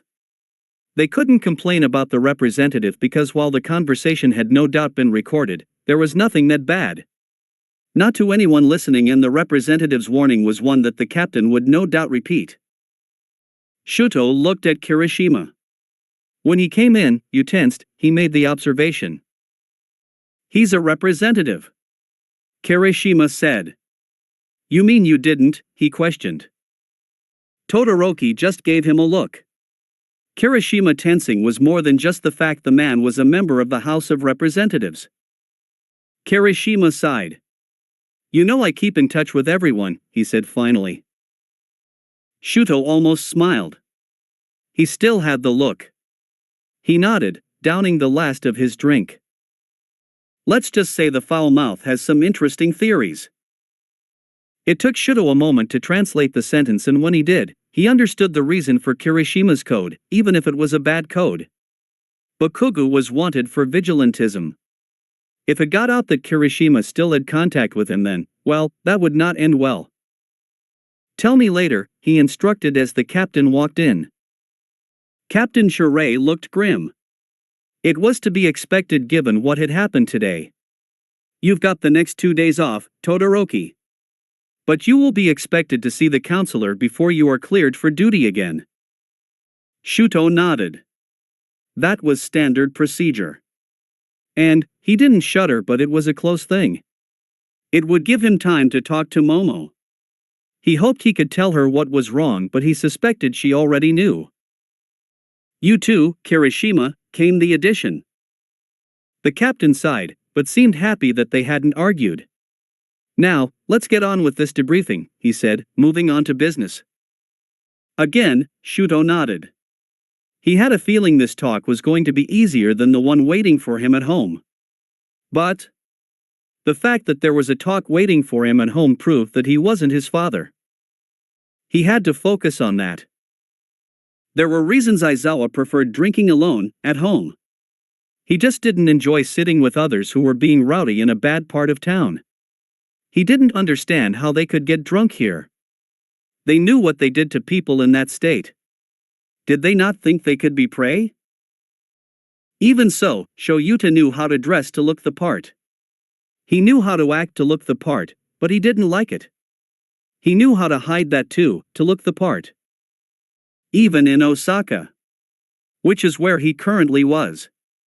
He wasn't entirely sure why Bakugo had said to come here, but they could hold this conversation anywhere. His finances are clean, the former underground hero told Katsuki. What do you fucking mean clean? Bakugo spat. They are clean, Aizawa repeated. Unlike the glasses here. He ran his thumb over the rim of the schooner he was drinking, removing the lipstick smudge. He really hated that his mind provided an image of the League's former bars. The glasses there, even with the dust caused by the destruction, had been clean. What did it say when he thought that the League's stronghold was better than this bar? It meant that the warp villain was a good bartender. He sighed. Bakugo didn't appear to be having any such problem. The blonde was happily drinking his beer. He looked at home here. There has to be something. Shoyuta looked at Bakugo, raising one eyebrow, questioning his assertion. He should know better. Shitty Deku is fucking funneling money. There has to be gaps, the vigilante corrected. There are two ways for his finances to be that clean, Aizawa mused. Bakugo might not have his experience, but Shoyuta had to admit that the young man had a sense for these things. And a will to take down Representative Kakariri that no one else seemed to possess. Plenty former heroes, or students didn't like the man, but they lacked the will to do anything about it. Bakugo had never lacked that. 1. They really are that clean, but since you assure me that they can't be, we will consider the second option. Which is that he's the best forger I've ever seen, Shoyuta told him. Which he sighed, might actually be the truth. Katsuki gave him a look, before taking pull from his pint. He never claims government expenses on travel, Aizawa told him. The bastard uses a chopper. Bakugo objected. Shoyuta didn't deny it. Representative Kakariri was known to use a helicopter for short hops. It was his business helicopter. Aizawa knew a couple of journalists who had salivated when they'd found out. They'd never actually published, because there was no scandal. Business, Shoyuta told him. Tripping up politicians on expense claims was the easy way to create scandal. Representative Kakariri had apparently paid attention to the past. He was scrupulous in his dealings there. He was on record as saying that the use of his helicopter for government business was something he did for the public good. He didn't even make it a donation, so there was no tax deduction there either. Food, entertainment? Nothing. When he's at the Parliament building, he eats at the cafeteria. And the few expense claims he's put in for food have been verified very carefully. And he doesn't put in entertainment claims. All of that was public record. Junior reporters looked at those records every day, hoping for a misstep from any politician they could scandalize. Bakugo shook his head. Not claims. Has Deku received anything he shouldn't have? Shoyuta shook his head. It was possible Kakariri had been given gifts, but if he had been, he wasn't flaunting them. There's a few minor things that he declared. A moderately priced sake from the Indonesian ambassador. A high-precision magnetic trinket from a business associate. Things like that. None of the amounts were outrageous, and they were all correct. Aizawa had verified the prices himself. On paper, Representative Imoko Kakariri was clean. It just confirmed the thought he was knee-deep in the league. Except they couldn't prove it. And Aizawa was sure that even if he got unfettered access to Kakariri's finances, there wouldn't be much to find. The man seemed to be one of those villains who was meticulous, careful, and didn't like to brag. Except he did. Just with the right circumstances. Shitty Deku is not a saint, Bakugo growled. He's not, but he's very careful, Aizawa agreed, looking sharply at the vigilante. Do you think you could get another meeting with him? The question might appear sudden, but Katsuki understood what he was asking. Not likely, he snorted, before swallowing the last of his beer. His bodyguards would probably restrain me on sight. Shoyuta couldn't help the amused look he gave Bakugo. What about privately? His apartment building has security. That was an interesting statement. Aizawa implied that Katsuki had already been caught by the security for him to reply that way. He wouldn't meet with you? Bakugo turned the question around. Not after last time, Shoyuta was forced to admit. Katsuki snorted, slamming his empty glass down. If I could get 5 minutes, no 2 minutes alone with him, I'd have that Deku begging to tell me everything. And he would have anything he said suppressed in 30 seconds, and you in Tartarus in another 30. It was a flippant statement, but the representative's legal team probably was that good. Bakugo growled at the rejoiner, but didn't dispute it. He pushed back his chair suddenly, and after a glare stalked over the bar. Aizawa heaved a mental sigh. The boy was still touchy but had a good grasp on reality, because that was the reality of Katsuki's desire. If he so much as touched Imoko without proof, then the representative would bring the law down on the vigilante, and it wouldn't be a slap on the wrist. Shoyuta could guarantee Kakuriti would not show mercy. And once Bakugo was in Tartarus, or even in remand, he is good, but the League simply had more people. The League would think nothing of sacrificing pawns to get rid of the vigilante. The explosive vigilantes seemed to forget they were the underdog here. They had to be careful. Even if he didn't like it. Especially if he didn't like it. Shoyuta drank another mouthful of beer. Bakugo would be sensible. A fop. Ujiko enjoyed the privileges her quirk gave her. Sure, it wasn't the same as Kurogiri's, but it was still a warp quirk, and in her society, that made her practically untouchable. In a fight, everyone knew she'd just warp you away, probably straight into the fighting den Dabi ran.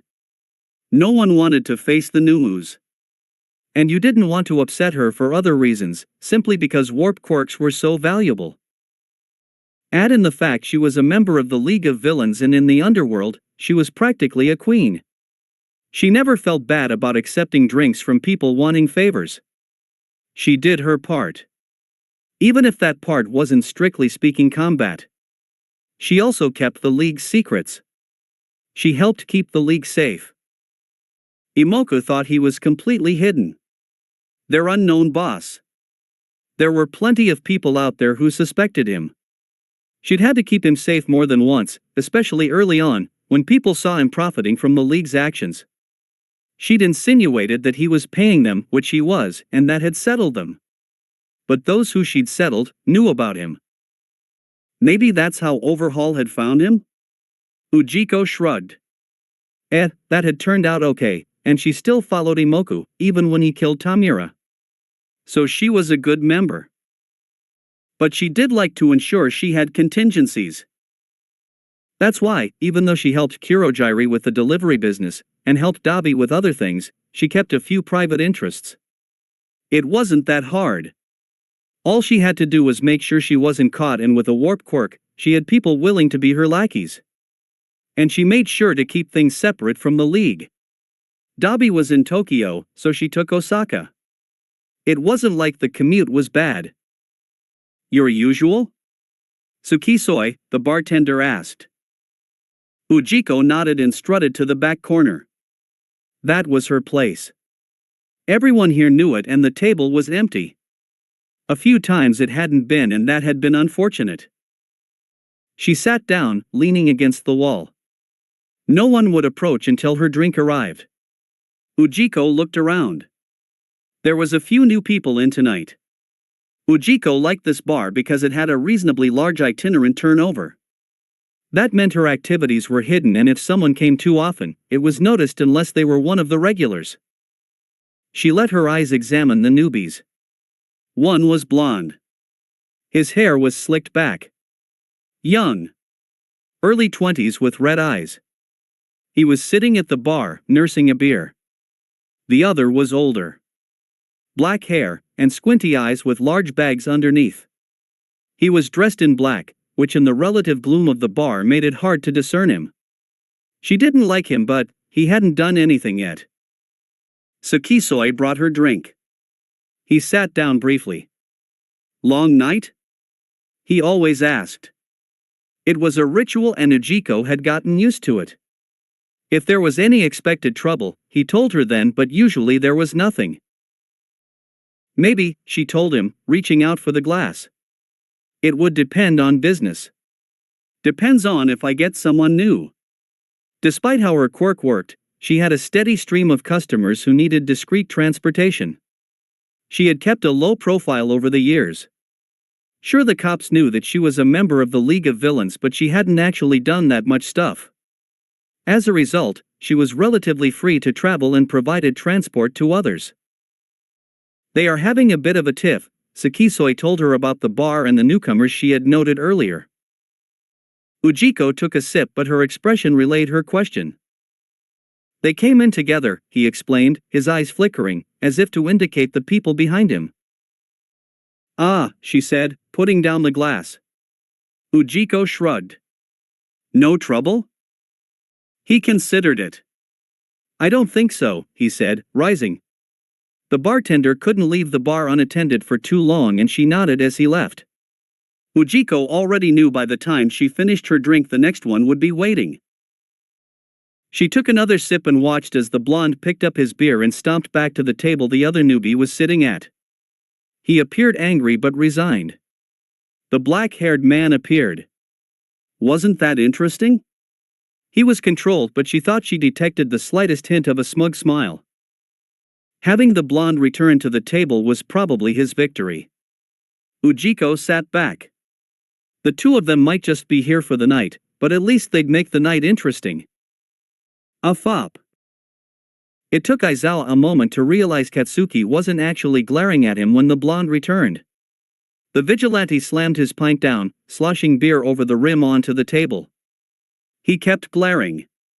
To anyone watching it would seem as if Bakugo was glaring at him, but Shoyuta could see the focus of his former student's eyes. He was watching someone behind him. "Are you going to be reasonable?" the former underground hero asked, knowing that if anyone was watching, some sort of conversation was expected. "Not about Deku," Katsuki spat. Aizawa nodded, but he flicked his eyes to indicate he'd caught on to Bakugo's interest, even if he didn't know exactly what it was. "But we should focus on the others," Bakugo continued. Shoyuta felt excitement stir at the statement. His back suddenly itched. There was no one really looking, he knew that, but there was someone behind him. He hadn't got to pick the table. Bakugo had. It was near the center of the bar. He would have taken one against a wall. He had though managed to ensure he was sitting facing the door. Maybe that wasn't such a good choice. "You have a plan for them?" he asked, fishing for an answer as to who Bakugo had spotted. "Working on it," the vigilante replied, lifting his pint. He took a few gulps. It was all very normal. Shoyuta felt somewhat proud. He couldn't, and didn't want to claim all of Bakugo's skills as taught by him, but he had given the boy a foundation. And Katsuki learned his lessons well. Aizawa forced himself to gulp another slug of his drink as he waited for Bakugo to tell him something relevant. "You know the one I said was new?" Bakugo asked suddenly. He thought back over the conversations they'd had over the last little bit. When had Katsuki mentioned a new member of the league? Right at the beginning. In his storage shed.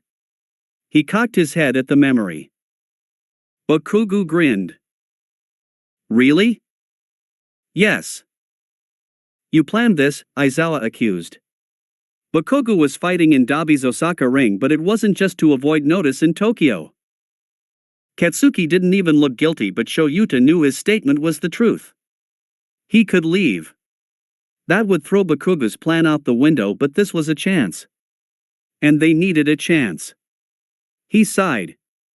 If it was the one he thought it was, then he needed to be sitting where Bakugo was.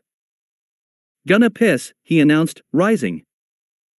Bakugo was good, but it was still amusing to see the faint look of shock on his face. It was as if he thought he'd have to nurse Shoyuta through this entire affair. He was almost insulted.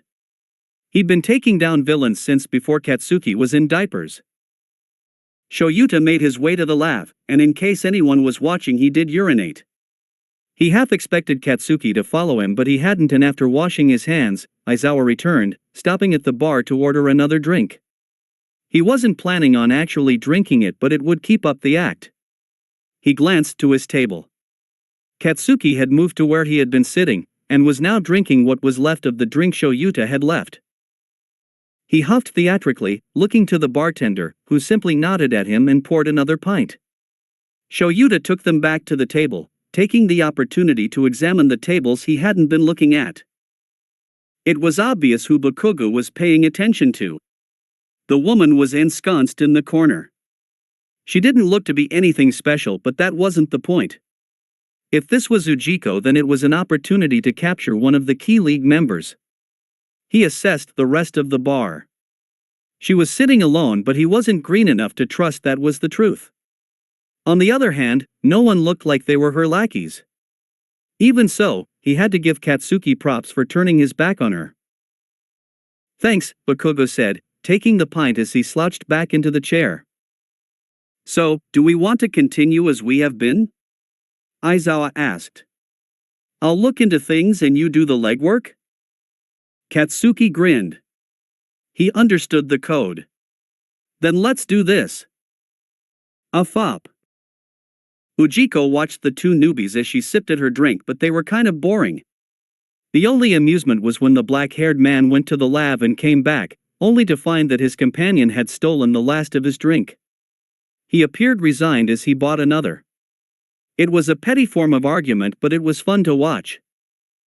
He sat back down, now facing her, but she couldn't see much as the blonde was shielding him. She took a sip of her drink and looked around the bar. It would be a quiet night. At least, that's what she thought, until there was a shout. It accompanied a crash and Ujiko looked up to see the blonde barreling towards her. There were explosions coming from his palms. She knew him. Explodo kill. Ujiko's face twisted into a smile and she activated her quirk. At least, she tried to. She saw a second set of red eyes before Explodo kill barreled into her. No one had ever accused the vigilante of being stupid. His went for the throat, and she was slammed into the wall, his hand tightly gripping her. The implication was obvious. If she tried to activate her quirk, he would squeeze. Ujiko looked around him. The black-haired man was rising. His eyes looked raw, but they were black again. She hissed. She knew who he had to be now. Eraserhead. Imoku was not going to be pleased. You're slow, bitch, Explodo kill mocked. And far too reliant on your shitty quirk. She glared at him. It hurt to realize it was true. You are coming with us, bitch, Explodo kill growled at her. No one in the bar moved. You think you can hold me, she challenged. Explodo kill squeezed. It was hard to breathe, but Ujiko made sure her face was blank. She wouldn't give him the satisfaction. Oh, I think so. I'm not the police, he chuckled. He set off explosions in his free hand. Eraserhead stood. Let's go, he told the vigilante. Moonlighting is very much frowned upon, Ujiko told him. Imoka had assured that. Vigilantism had harsh penalties, and they were applied, and they were more heavily applied to former heroes. The law had to be maintained. One of the bar regulars jumped towards them. Explodo kill didn't even glance away. An explosion caught the man, sending him flying back into the wall. Who wants some? Explodo kill laughed.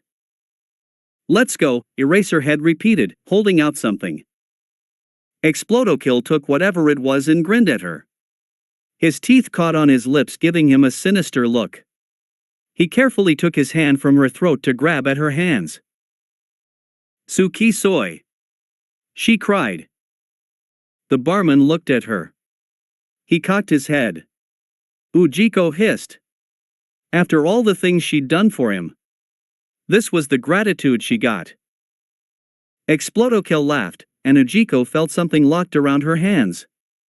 She tried to activate her quirk again, but nothing happened. She knew what that felt like. Her eyes widened. Idiot, Explodo kill told her, and began dragging her. Ujiko looked down at her hands. She recognized the cuffs. Quirk suppressant. She pulled back. Explodo kill was stronger. He didn't even look back at her. Fuck. She'd really fucked this up. But Ujiko remained stoic. All she needed was a chance. A few seconds. That's all she needed to get away. She could turn this around. She would turn this around. She just needed the chance. A fop. Ujiko stared at the officers. They were looking at her with flat eyes.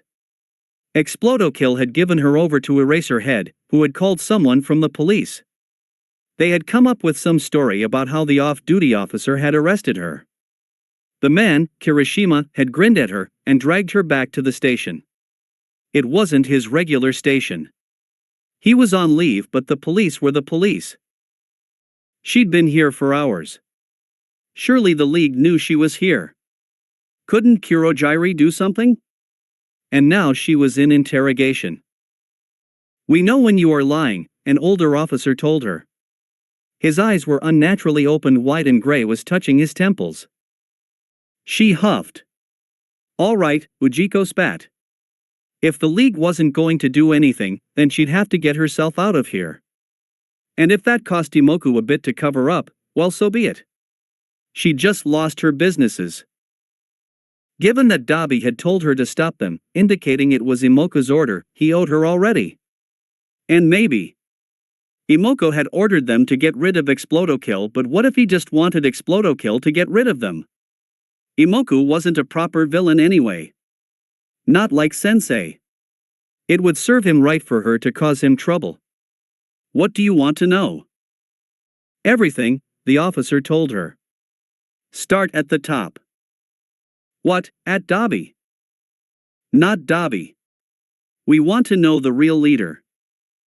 Ujiko worried one lip slightly. Okay, she said slowly. She couldn't be too eager. No doubt Imoku would get the transcripts. I think you've said enough. The voice came from the door. Ujiko wasn't the only one who looked over. A woman stood there in a sharp suit. The blazer was fitted over a tight red dress. It should look slutty, but it was classy. The suit screamed money. This wasn't a woman who was going to be messed with. Who are you? The officer demanded. Detective Tsukachi, the woman nodded at the officer with a small smile. You are quite a ways from Tokyo, but the procedures are the same, even in the sticks. I'm her lawyer. Hikakuno Bengoshi. Ujiko had never heard of her. Not surprising. Imoku would have called the closest lawyer in and told them exactly what to do. Finally. I would like to speak with my client, Hikakuno said in that tone all lawyers could take. It said without words that the police had better obey or she would make their lives miserable. Of course, Bengoshi. The officers looked disappointed. Ujiko smiled viciously at them as they left the room. The woman took their place, looking over at Ujiko. The warped villain examined her. The woman was thin. She had brown hair styled in curls down to her shoulder blades. It looked artfully messy without a single strand being out of place. Her makeup was similarly perfect. This was a woman who knew she looked good and used that as just another weapon. She put a small leather-bound pocket on the interrogation table. You can get me out? Ujiko didn't bother with pleasantries. Hikakuno smiled at her. It was surprisingly warm and real. She opened the satchel of papers. How did you get taken? She asked. That fucking vigilante, Explodokill. Her lawyer nodded. Wrongful arrest by vigilante, she murmured, though the police will fight that. That's what happened. Ujiko objected. That's not what their records say happened, Hikakuno told her. Arresting officer, Ijiro Kirishima. Only after Explodokill. You can prove that? There are witnesses? Ujiko thought back to the bar and the way Tsukisoi had looked at her. She remembered the way the others had looked. She bit her lip. She didn't like the answer. Maybe not, she had to admit. Hikakuno sighed. I'll work on that, she promised. You can still get me out, right? Ujiko pressed. Of course, the woman said. It's just a matter of finding the right reason, she added comfortingly. Who else was there? Erase her head. Ujiko spat. If he hadn't been there, Explodokill wouldn't have been a problem. The vigilante would be somewhere far away at the moment. Interesting, except again the police haven't noted him, Hikakuno said. They are liars. That may be, but for the moment you are in their system. Well, he was there. That has to mean something. Oh, it does, Bengoshi allowed with a smile. She took a few notes. The penalties for former heroes engaging in vigilantism are quite high. Ujiko nodded her agreement, but that wasn't the real issue here. When can I get out? She asked. She really didn't like the walls. Hikakuno looked at her. When we find the right reason. She held up one perfectly manicured hand. Her nail polish was the exact same shade of red as her dress. The law is simply a series of procedures and technicalities. The police have to stick to procedures, and to get you out, it's just a matter of finding the procedure they didn't follow. Ujiko nodded. She wasn't familiar with the procedures, but the explanation made sense. But I am curious, Hikakuno continued. I didn't hear the entire conversation with Detective Tsukachi, but he was asking about the real leader. Again Ujiko nodded. The officer had asked. What were you about to tell him? She thought back the few minutes to then.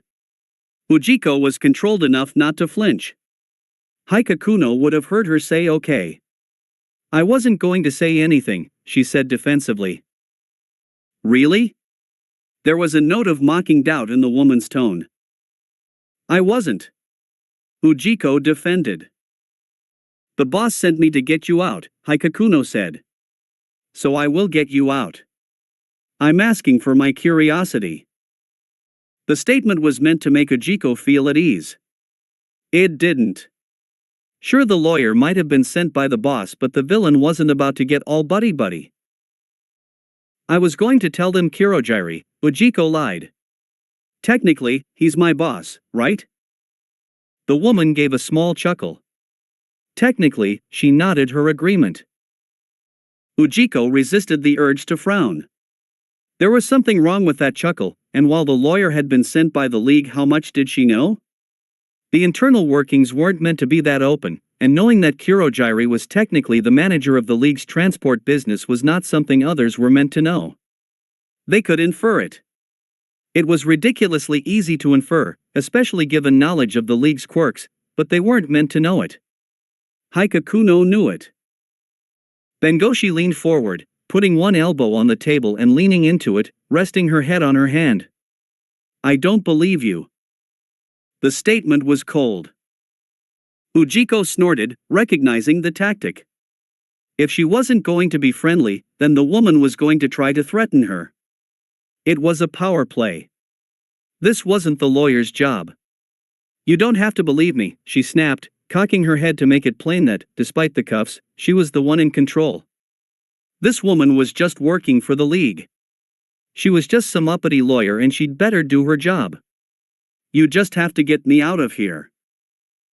Hikakuno waved one perfectly manicured hand.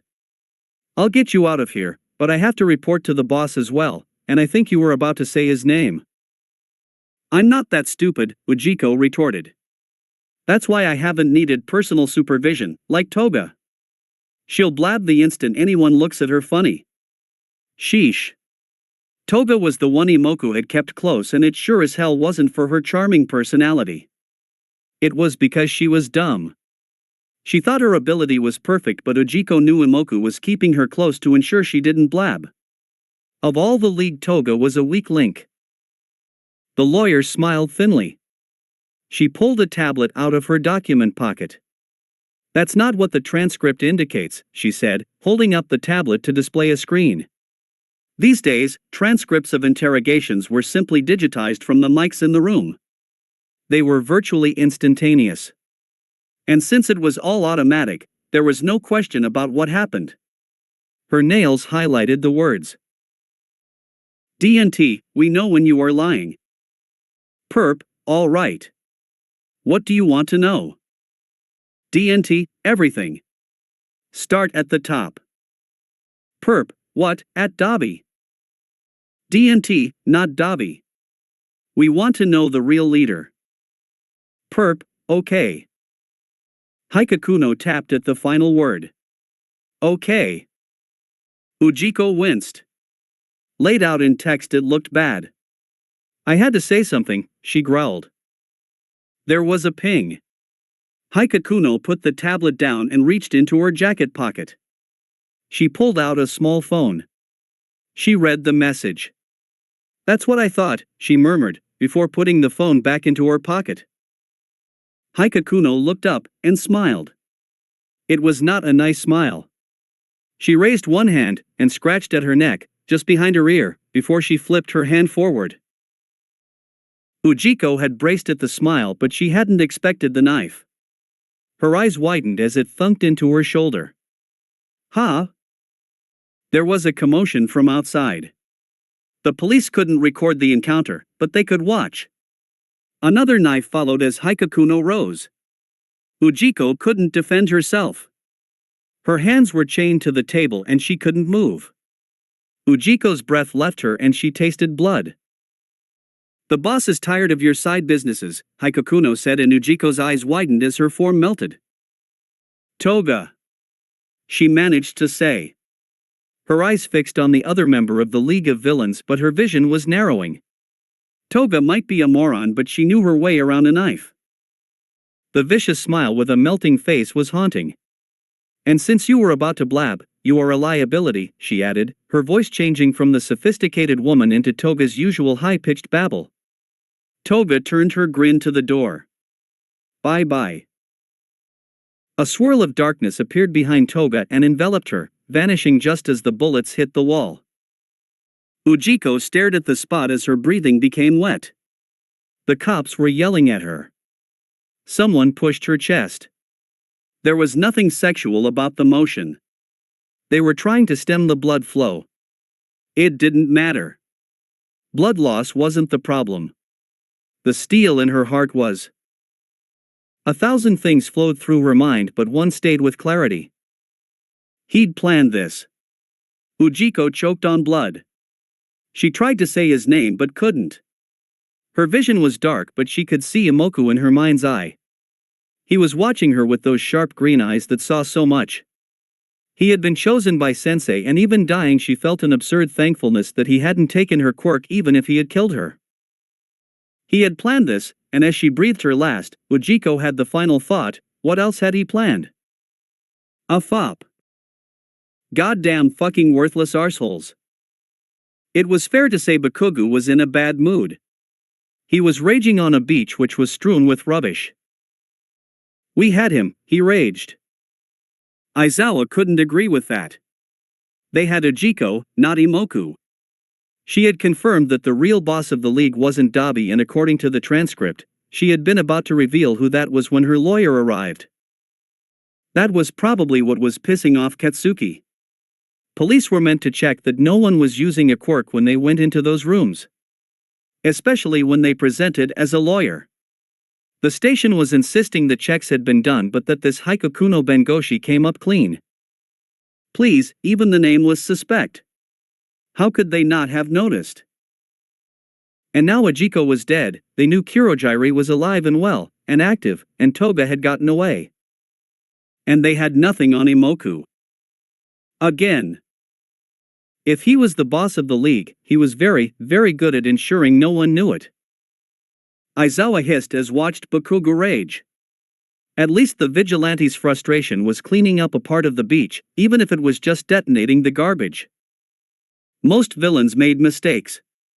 They liked to brag. It was what made them villains. He thought about the cases he'd had as an underground hero. There was always something the villain did wrong. Even the most frustrating cases, even the most clever of them. He refused to believe that Imoku was not making a mistake somewhere. They just had to find it. But he wasn't making it easy. He'd had the horrible thought that maybe Imoku Kakuriti was exactly who he appeared to be. It was not an easy thought, but it was logical. Maybe the real villain was just making them think he was Kakuriti. Except. No. Aizawa refused to dwell on that. No villain was that smart. And there were simply too many questions about Kakuriti. Bakugo was also positive that Imoku was the bad guy. While as a teen he had been assessed out of the hero program, that didn't change his instinct. Katsuki was brash, but he had good skills. And Imoku had apparently spoken to him. It had taken a while, but Shoyuta had gotten a bad vid feed from that encounter. It was wobbly and blurred and taken from a phone, but there was something in the way Imoku had moved. It was more than confidence, it was something that told Aizawa that the politician had never been in doubt as to the outcome. And then afterwards, when Bakugo was on the ground, it was hard to see, but Kakuridi had just radiated smugness. For a politician, it wasn't unusual, but after confronting someone that young, it wasn't right. There was a footfall from behind him. Shoyuta turned. Kirishima stood there. His head was bowed. "I'm sorry," the Special Forces member said. Shoyuta gave his acknowledgement but turned back to Bakugo. He was still swearing, and while he was generally quite repetitive, once he got going, he displayed the breadth of his vocabulary in that particular aspect of speech. "It's not your fault," Aizawa told Kirishima. "We should have put her under better guard, especially once it became clear she was going to talk." Aizawa nodded. He'd had this type of thought before. In hindsight, it was always easy to see what should have been done. "You couldn't have stopped Toga," he reminded the other man as they both watched Bakugo work out his anger. Microwaves, ovens, refrigerators. It didn't matter what it was. It was all being blasted to pieces. "We should have picked up her quirk," Kirishima objected. That was true, but they'd already gone through that. "No, what I mean was that you couldn't have stopped the lawyer," he clarified. "The police had to let Ijiko's lawyer see her." And while it had been Toga this time, Aizawa was certain the League would have been able to find someone else, a real lawyer who'd do their dirty work. They already had them, just that those lawyers didn't actually kill. They would have worked something out. "I don't know why they killed her," Kirishima said, moving on. Aizawa gave his former student a look. One that told Injiro he was being stupid. "Not that, Sensei." He held up his hands defensively. Over the years, Kirishima had learned to think faster. Kurogiri pulled out Toga. They could have done the same to Ijiko. Sending in Toga gives us information, since we now know they can circumvent the quirk check. That was true. "That's what I don't understand," Kirishima finished. "Because that fucking Deku is showing off." Bakugo growled, stomping up to them. Shoyuta blinked. Was that the mistake Imoku was making? Was he actually showing off with these events? Except, how did they trap him in the act? That was the question. "He's fucking rubbing our faces in the fact we can't do anything to him." That might be true, but there was still nothing Shoyuta could see to leverage. He sighed. "This is not your failure," he told Katsuki. "I'm fucking killing that bitch next time I see her." Bakugo snarled, explosions popping on his hands. "Questioning her might be better," Kirishima suggested. Aizawa noted he had his quirk active. Kirishima had definitely learned a lot since UA. "I'll fucking question her. She'll be begging me to sing." He was breathing hard. "Then how do we find her?" "We?" Katsuki snapped. "There is no fucking we. I'll do the work, as usual." Kirishima gave his friend a look. "Ujiko was only taken in because I agreed to pretend, but if even one person from the bar spoke up, it would have all fallen apart. Ujiko isn't that well known as a League member." "Toga is though," Bakugo countered. "Yes, but you still have to follow process." At that, Katsuki laughed. "I'm a vigilante," he announced proudly. "There is no fucking process beyond beat the shit out of them until they talk." Kirishima looked to Aizawa, as if in appeal. The former underground hero just stared blankly back. Bakugo had put it crudely, but that was the limit of his process. He didn't have to play by the rules, and he was coming to believe that in this case, maybe that was the only way to win, since the rules did seem to be protecting Kakuridi. And even more than that, he was in a position to make the rules favor him. "You still have to find her," Kirishima eventually countered. "Oh, I will," Katsuki muttered, gritting his teeth. "The only way that shitty Deku wins is over my dead body." Aizawa nodded. Kirishima did as well. They knew Bakugo. Others might think the statement merely rhetoric. The vigilante would make it true, if that's what it took. and that's why they would succeed. Eventually. That's it for today. Remember to show your support to the creator of this story if you enjoyed it. If you would like more parts of the story to be uploaded, leave a comment and subscribe to get notified when the story continues. Bye-bye for now, and I hope that you all have a wonderful rest of your day.